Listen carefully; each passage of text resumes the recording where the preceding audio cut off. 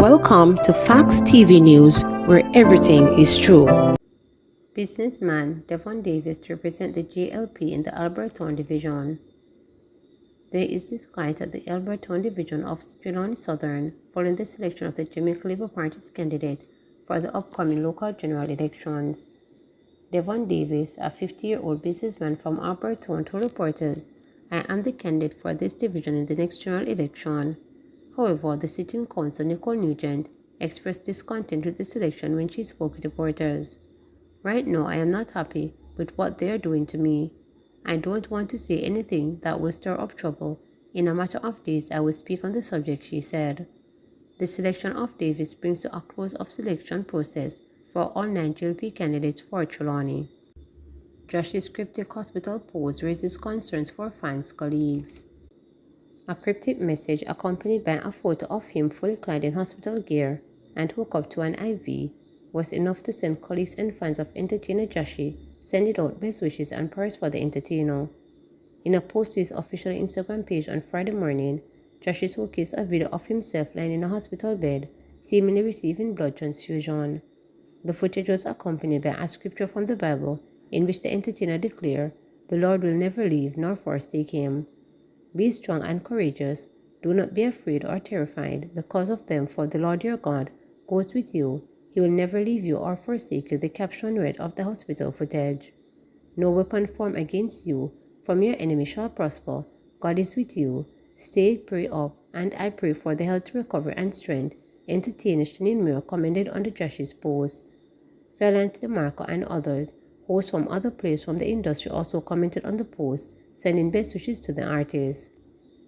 It is unclear what caused the entertainer's apparent hospitalization, but fans and colleagues alike showed concern for the Born Fighter artist who in July escaped death in a shooting on Compton Spring Road. That incident followed on the heels of the entertainer being questioned by the police in relation to the death of a businessman in Grants Bend back in June. The entertainer surrendered to the police in the company of his attorneys after being named as a person of interest in the case. Joshi again made headline in September when news emerged that his brother, David Clark, was shot and killed by gunmen. Another man was shot and injured in the incident. The entertainer's brother was seemingly laid to rest over the weekend. A picture of Joshi standing over what appeared to be his brother's coffin was posted on his Instagram account with the caption, "Pain in every language." Elderly man dies in 3-vehicle crash in St. Anne. A 68-year-old man died in a collision in Monique, St. Anne on Thursday afternoon. He has been identified as Roy Brown, a farmer from Monique in St. Anne. Police reports are that the crash involved a Pink Eagle motor car that was being driven by Brown, a Grey Toyota Probox motor car, and a Brown 2008 Suzuki Grand Vitara. It is reported that the crash happened around 5:40 p.m. The brigade and the police were called to the scene, and those involved in the crash were taken to hospital, where Brown was pronounced dead and the others treated. Monique Patterson, a resident of Monique, described Brown as a very hardworking and humble person. "You always see him on his bike, going to and from work. He is a man who is always on his farm. Everybody knows about him. It is really just unfortunate what happened," she stated. "Very humble man, I tell you. He always stays to himself and doesn't bother anybody. It's just him and him bike you always see. He is going to be missed, trust me," she expressed. Since the start of the year, St. Anne has recorded around 35 fatalities in 33 collisions. This is less than the 40 fatalities in 31 collisions from the corresponding period last year. NHD to build over 1,000 housing solutions in KSE. Prime Minister Andrew Holness has charged the National Housing Trust (NHD) to build over 1,300 housing solutions in Kingston and St Andrew over the next 2 years. Speaking at the groundbreaking ceremony for the Royal Estate Housing Development in Tivoli Gardens, Mr. Holness noted that since its inception, the NHD has constructed over 10,000 solutions in Kingston and St Andrew. He said many of the housing projects slated for 2025-2026 are already under construction. It should be noted that the NHD's current housing plan for Kingston and St Andrew includes 1,386 housing units to be constructed over the next 2 years. We have the Foreshore Estates, and that will be 230 units. Martin, has that started already? I believe the foreshore estate is under construction and will be completed next year. We have the Maxfield Park scheme under the Community Renewal Project, this project, 210 units, and that should be completed in 2025. I believe, Martin, this is under construction. We have White Wing, the Community Renewal Program, once again, 131 units. That should be completed in 2025. We have Howard Apartments, 248 units. That should be completed in 2025. I remember personally breaking ground there for that. That is in Angela Brown-Burke's constituency. Bell Rock, Community Renewal, 18 units. I believe that is completed already. In 47 years, we have built about 10,000 houses in Kingston and St Andrew. In 2 years, we are going to build 1,380 units in the next 2 years. And I'm sure as we go through the process of looking at our land bank in Kingston and St Andrew, and we identify lands that could possibly be used for development, and as we move to acquire lands for housing development, I am certain that we will be adding another 1,000 houses to this number.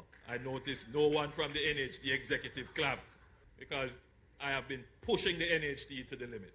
So if we can do 2,000 houses per year, in the next 40 years, we would more than quadruple the number of houses that we have built in the last 40 years. That is what we want to do, because the demand for housing is great. Several people detained so far in Clarendon SOE. Superintendent Collis Russell, head of the Clarendon Police, says several operations have been conducted in the parish and police detained within the few hours of the imposition of the state of public emergency.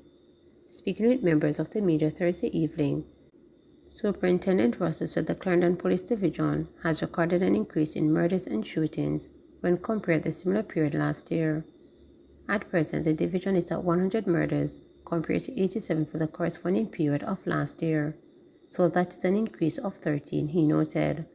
Superintendent Russell said there has been an increase in gang violence and trading of illicit drugs in southern Clarendon, particularly in the Elsa community. There is an area known for the flower for cocaine trade, and as such, we have seen some spill off that has led to murders in that space. So with the SOE, we believe that we'll be able to put a lid on some of the activities in the parish thus far, stated the senior cop.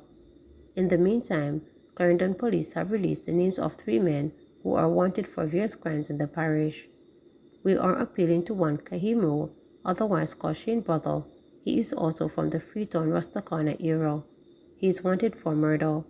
We also have Plaintiff Brown from the Effort Village farm area, who is wanted for shooting, and Steve Francis is also wanted for murder. Superintendent Russell said the men are being asked to report to the nearest police station. In relation to restrictions due to the SOE, Superintendent Russell said permits will still be issued for some entertainment events during the period, but the decision will be taken on a case-by-case basis. 37 arrested for extortion of PPV operators. The Transport Authority is reporting that 37 persons have so far been arrested in a crackdown on extortion in the public transportation sector. The arrests were made halfway through and crossroads in St Andrew and in downtown Kingston under Operation Transportation Streamline. Operational Transportation Streamline was launched in October to combat extortion of public passenger vehicles PPV operators across the country, with officers from the Counter-Terrorism and Organized Crime, the Public Safety and Traffic Enforcement Branch of the Jamaica Constabulary Force, and the Transport Authority.